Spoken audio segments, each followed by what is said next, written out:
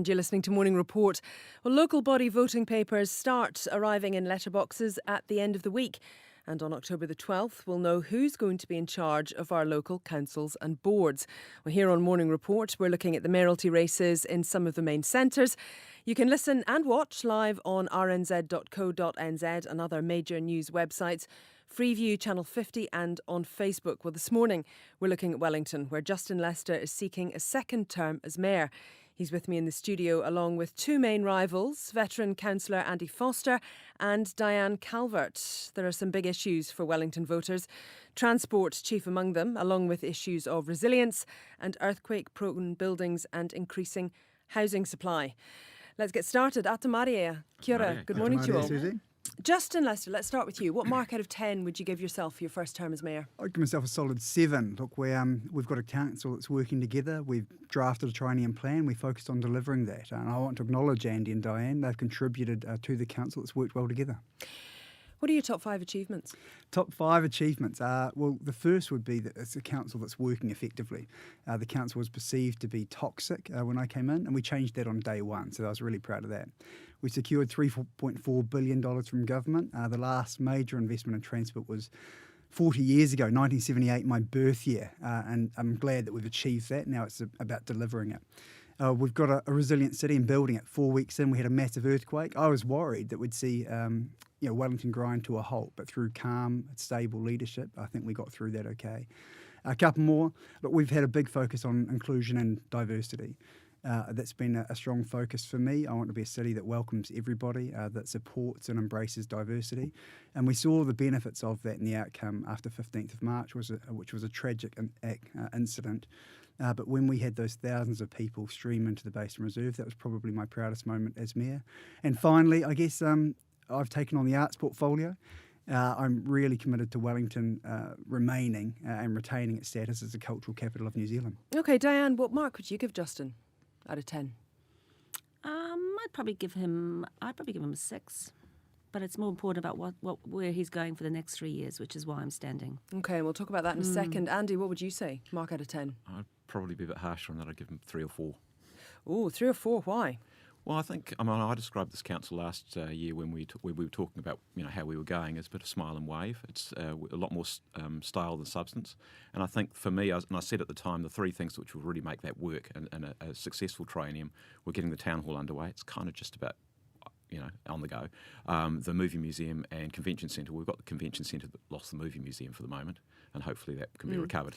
And then let's get Wellington moving. And now, to me, let's get Wellington moving simply is a package which is unworkable, unaffordable, and it's just not going to deliver what Wellington wants. OK, well, let's start with transport. How are we going to sort out the mess with the Wellington buses and indeed restore faith in public transport? Justin Lester, is Wellington stuck? Well, the regional councils got to focus on delivering better for public transport. Look, a year before they made their changes, I was campaigning and lobbying them to make sure they paid their bus drivers effectively, that they supported their bus drivers. They didn't listen, unfortunately, and we've seen some problems. This isn't just about paying bus drivers, though, is it? This was the huge overhaul that is now having to be scaled back and changed. So they've gone to a hubbing model and are scaling some of that back. But the main issue now is a shortage of bus drivers, and that's been an incredible shambles, and it's been unfortunate. We will support them as best they can. There's only one group that can improve the bus network, and that's the regional council.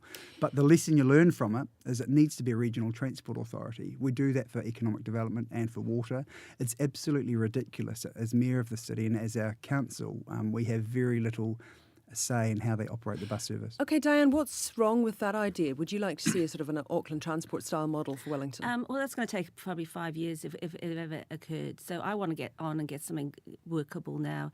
Waikato and Hamilton City have got a really good working model.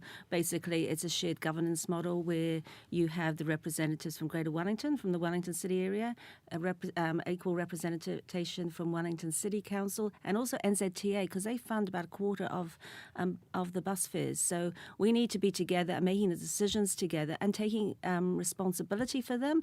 But if we're going to take responsibility as a city council, we need to be at the decision-making table. OK, Andy, how would you clean up the mess? Well, as the others have said, a lot of it is the regional council to fix up.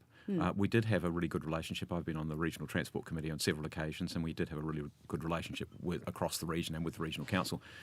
But I think the one thing that we can do, which we really need to get on with, and I've proposed it many times, and finally we're about to get on with it, is bus priority. So if we actually put bus priority lanes in the right places, we can actually get the bus system working much more efficiently and more reliably. Well, that's the one thing we can do as a city Okay, council. but does that mean this is partly your fault? Do you take some responsibility here?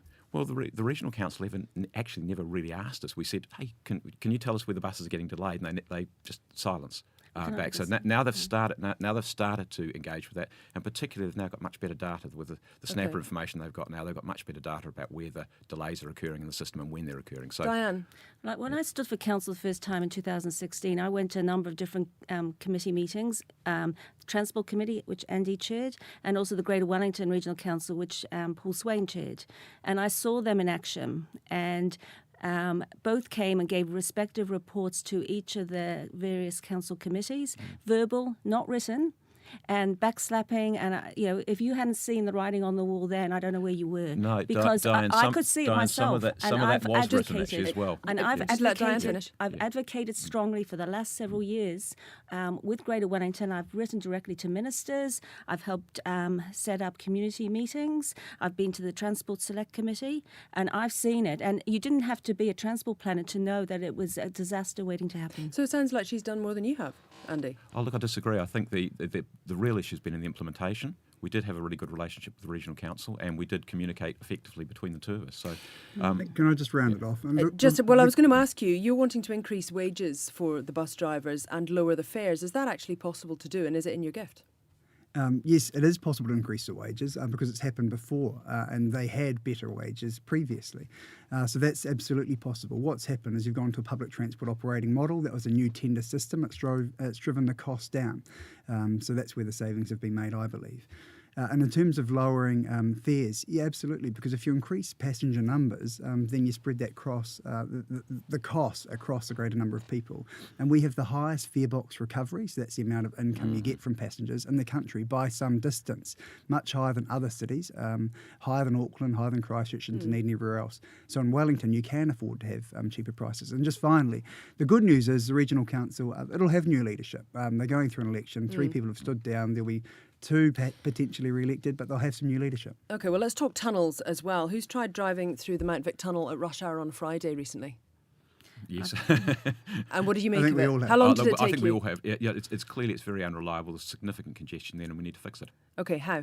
Well, the first thing is we don't wait until we've got a mass transit system. So at the moment, the Let's Get Wellington Moving package has the tunnel and the Basin Reserve being fixed after the mass transit. So When we're would probably you put looking the 10 tunnel years in? plus. Well, I think you do it straight away. You go to Phil Twyford with the rest of the region who would support us in doing that and say, Phil, we want a new package, and that includes getting on with that roading now, not waiting for a mass transit system. Diane? Yeah, we have to get that done now. I mean, at the moment, in the current plan, the government's only funding 50% when they should be funding 100% because it's State Highway 1, and that's where the money should be going. Justin? So the modelling shows absolutely you need a balanced network. So we've seen in the northern part of the city, we've got a wonderful mass transit system. It's called our trains. And if we see what happens when that grinds to a halt. So earlier this year, the trains were out and the entire city north of Wellington CBD gridlocked. I've got a picture of it on my phone. It's just red everywhere.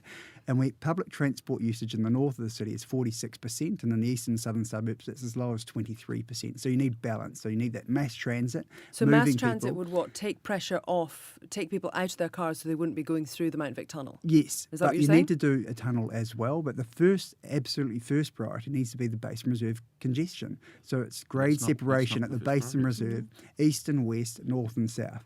And that needs to be the first priority. We've all agreed that, and we've got a really good design. So I'm looking forward to getting that underway.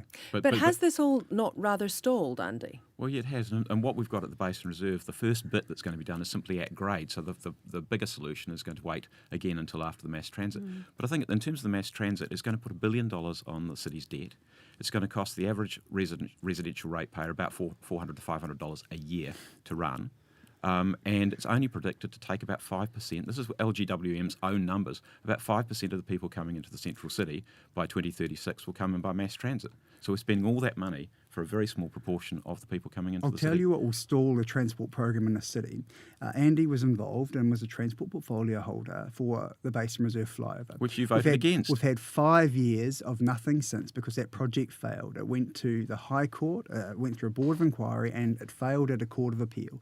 Going back and trying to relitigate Perhaps, and Justin, start... if you'd actually voted for it and supported it, it might have got somewhere. And we've got a much better design and a much better outcome, which will be a legacy for the city. And I'm proud of that fact. But relitigating this now, we've got unanimous agreement from Cabinet, about which ones you the do Regional first, Justin. Council, Failing now. and Okay. the Which City ones you do Council. first? We can't hear We'll when you all stall it by talk over 5 each years. other. Diane, let's talk about Lambton Quay. You are on board with the idea of pedestrianising it? Yeah, I think it would be good if we can still keep the buses going up and down, because that's where the choke points are. If you look at the stats and the information that's come out of Let's Get Welly Moving, which to be fair is still being drip fed to us, we haven't all been presented. But if you look at the public transport bus movements in that Golden Mile area, I think it's about 30,000 a day, and so. It's And the that area we've got to sort out. And the impact on business would be entirely positive? There wouldn't be any issues around we need to work with infrastructure them. going in and that would potentially choke it off? Well, we need to work with them. So we can't just go and say this is a good idea, but we really need to work with them, and we need to make sure that people can get to them, and even if it is that there's car parks nearby. Okay. Just a few quick fire questions on this kind of stuff. Clearly this is going to cost money. What rate rise would you commit to, Diane? I'd commit to a 4% maximum rate rise. Okay, per year. Justin? Yeah, we try to keep rates in and around 3%, but for Let's Go Wellington Moving, look, we've got to pay for it. So we've said there's likely to be a transport levy. That's likely to be about 1%. Okay, and Andy? At the moment, in Council's budget, we're looking at 70 to 80% over the next What 10 would years. you That's commit 7 or to? 8. I want to halve that. But these guys, if they're going to halve it, they're going to have... What rate rise Oh, would well, you commit to? I'd say between 3 and 4. But if you're going to do that, you're going to have to take a whole lot of stuff Okay. out. Yes or no to a regional fuel tax, Andy? Possibly, I'd prefer a congestion charge. Okay, well, I was going to ask you about, so yes to a congestion charge? Congestion charge is a much more effective way of actually changing behaviour as well. Okay, Justin, what is your call on regional fuel tax and on congestion A charging? regional fuel tax would be the best way to do it, because then every person that's coming into Wellington would be contributing to it, so we spread the load across all users. Congestion charge, yes, could work as well. Okay, I acknowledge so that that's both? both of those are currently not being supported by government, so you've got to be realistic about this. And Okay. most important, we've got to make Yep. it work. Diane? So I support a regional fuel tax, not no congestion charge, and I'm just sick of the government telling us that we've got Okay, our ratepayers got to but pay for everything. Regional fuel tax, yes, and congestion charge, yes? No, No. we're Okay. too small a city. A too small a city. Let's move on to housing. Speaking of small things, what are we short of? How many houses are we short of, Justin? 3,800. So it'll take about 6 to 7 years at current rates. So we've increased the yearly average from 800 to about 1,250, 1,300. Okay, but to so- make that up, it'll take 6 or 7 years. So where to build to fix it? Start in the urban core, so our CBD, suburban centres on those transport spines, and then lastly the greenfield spaces we have in the city as well. And when you say greenfield, you're talking about Shelley Bay? No, we're talking predominantly around Lincolnshire Farm, so Granada Village, Okay. Stebbings Valley, which is between Churton Park and Tawa, and eventually that part of the city. If you go up there now, you can see it's going to grow, and the two will end up ultimately connecting. But you are keen on Shelley Bay, aren't you? Yes, so it's owned by the local iwi. They purchased that land as part of their treaty settlement. Look, it was taken away from them in the 1840s, and I will support them in their decision making. So if they want to do something there, absolutely. They've got an 18,000 member body. They vote, and we will see. It'll go through an independent hearing commission very shortly, and the planners will determine what's appropriate at that site. Okay, Andy, you're against this. Why? Yeah, sure. Well, two things. One, the process. So what we did is we said this is a really special part of the city, but we made it a special housing area by majority vote. I didn't support that at all. And what we said to people is you are not going to get a say. And for me, that's profoundly wrong. And what you end up with is a development which is far too intense for the site, far too intense for the road. It's not supported by a considerable number of the iwi members who actually told their trustees to stop work on it, but they didn't. Okay, let's just unpick this a little bit, though. Are you concerned, though, that if the iwi, if the decision is by majority that they would support building there, would your decision not then run roughshod across that, and so you could create another breach of the treaty by ignoring the decision? Well, at the moment, of course, we don't know what their decision is going to be because we have a court case that has been taken by Mawhenua against their own trustees. Which was thrown out by the Multiland So Court. we'll see. No, there's another one which you will But know. is the council the right place to actually be canvassing into iwi issues? No, it's not. That's their issue. Right. Our issue is the intensity of the development which we've allowed by essentially changing the planning rules and by preventing anybody having a say. Because you are backed by Sir Peter Jackson, aren't you, financially? Yes. To what tune? I'm not going to tell you at the moment. That'll Why come not? out. Because that will come out when Well, it's reported. wouldn't it be reasonable to be transparent about this? Because we all know that there have been the emails going to Weta Digital staff and that kind of thing. So how much has he put in your It's coffers? reasonably significant. So that's Reasonably all I'll say at the moment. significant, Yeah. thousands, tens of thousands? I'm not going to tell you, but he's not the only backer. No, I appreciate that. But is it also reasonable that he was, or his company was writing to staff or contractors saying they should go along to your mayoral launch and support it?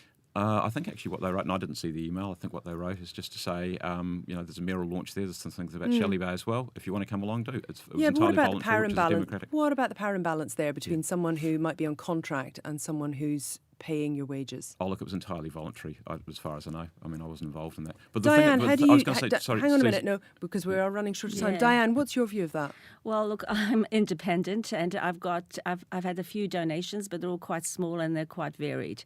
And look, I'm here for Wellington, and not the Beehive, and not for any one particular sector. I just want to get the best that we can for Wellington. Okay, so Justin, what is your take on this? And do you feel that Andy is effectively dancing to the tune of the piper that's playing? Look, I'm not going to comment on Andy's situation. That's for him to determine. But what I will do, and what I did before the last election, is I will reveal all the financial support that I've had, which is largely a quiz night fundraiser. We had an art auction and some raffles. So I will detail that explicitly. I'll do that this week because voters should know who's funding whose campaigns and if it's community effort or if Money it's from something Labour? else. No, Labour doesn't fund us. What they do provide us is with volunteers, because people are committed to a cause. And What they about Ian understand your Castles, though? values. Has he thrown some money away? No, and again, he He gave hasn't? No, he has offered, and I've said this time. no. I have no interest. He hasn't offered me anything, and I haven't had any Susie, can accepted you it. just have something which is really important there, Yep. which is I haven't changed a single policy as a result of any involvement with Peter No, Jackson. but you won't be transparent about your backers either, will you? Oh, no, yeah, Or absolutely would you absolutely commit to reveal them this week, like Justin will? I will ask them if they're happy to be revealed at this stage, then But sure. Andy, you Okay. didn't announce your policies until you got back No, by Peter no, Jackson. Diane, I've been utterly consistent with that. I've No. been utterly consistent on Shelley Bay for 4.5 years. Shelley Bay's one issue. We've got I've been big, utterly we've got consistent about wide things like issues moving around the museums. I've city. been utterly consistent with Okay, every just- policy for the whole time. We are running out of time. Let's talk a little bit about climate change. Is it an emergency, Diane? It's a crisis, but it's not an emergency in what people understand it to be. So are sea levels rising, Justin? Yes, absolutely. And all of the scientific evidence points to that. So anybody who argues against that has got their head in the sand. What we will do is put a climate lens on everything we do, and that's why Let's Get Wellington Moving is so important. How Because serious is it, Andy? 58% carbon emissions are from transport. We've got to move to public transport. Andy, how serious is the Look, situation I think with it's serious, climate? and we do have to make changes, both in terms of the emission levels that we are generating, but also in terms of how we design our city.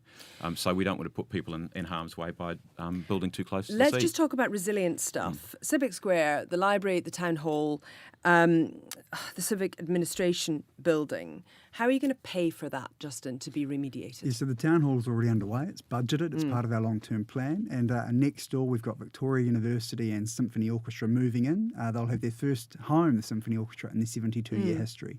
So they will pay for that. It's financially neutral to us. They've got a 35-year What about the library? lease. The library, we had Ken Elwood, he's professor and a leading seismic engineer, bring together a group just last week of the leading seismic engineers around the country. We hope that they'll come up with an innovative design that will mean we can get it back on board really, really quickly. How we pay for it, we'll have to prioritise within our budget. We do that every year. Look, when I first came in, we took $12 million out of our operating budget. And we could look at public-private partnership. Yeah, we could do lots of things like that, because what we need to do is we need to activate that square more. We need to sort of, a lot of squares that you Because visit. it's kind of dying at the moment, right? It is dying. at I the mean, moment, look, we've had barricades around the library, and we haven't even done anything creative with them. We're meant to be the creative capital, and we've just left it languishing. Diane's not Public-private aware, par- but well, we'll see. There's public-private partnership, Justin? Is that something you'd It's consider? 6 months. 6 months we've had those barricades around and nothing. Because we've commissioned some work, and you'll see a beautiful that's commissioning booked, but- piece that So will it's go up taken there a very while. shortly. Mayor taken a Lester, while. would you commit to a public-private partnership if that was the best way to fund this? For a central library, I believe that needs to be in public ownership. We will work with somebody who will do the works on it, that is clear. What we do know is it's 17,000 square metres. Tudanga and Christchurch, which is a wonderful library, is about 8,000 square metres. So some can be used for other things. There might be Yeah, some public-private retail, partnership. there'll be some Okay. commercial So- office. Okay, so we're realise- we're running out of time. understand that. Andy- So, yeah.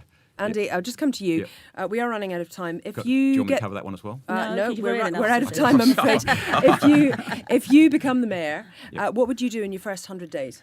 Well, the first thing is to get together with the councillors, develop a plan as we did this time for the triennium. Second thing is to go and work with the rest of the region to get our transport plan up and moving. So I said day one, talk to the councillors. Day two, talk to the rest of the regional mayors and say, let's go and have a talk with Phil Twyford to get the right transport plan in place. Justin, first 100 days. Well, I'll hit the ground running because I've had 3 years' experience for a start. The first 100 days, you make sure you get the councillors on board, you sign their portfolios, you empower them, you use their skills that they have to do a good job for the city. I'll make sure that we're implementing Let's Get Wellington Moving, we continue on with our housing, and we're getting on with building a resilient city.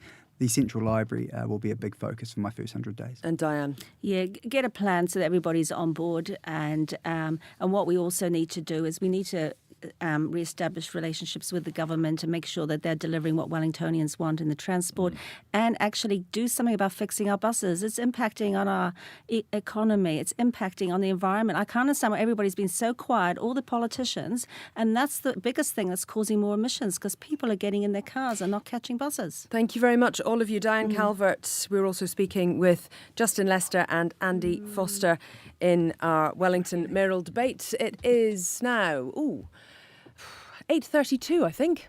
It is indeed. Thank you, Susie. Now, we will also have, of course, a debate with the Auckland mayoral candidates, the two front runners. Of course, the incumbent mayor, Phil Goff, and John Tamahiri. They'll go at it again on Thursday on Morning Report. Now, let's get a quick update on the markets this morning. There's plenty happening in markets.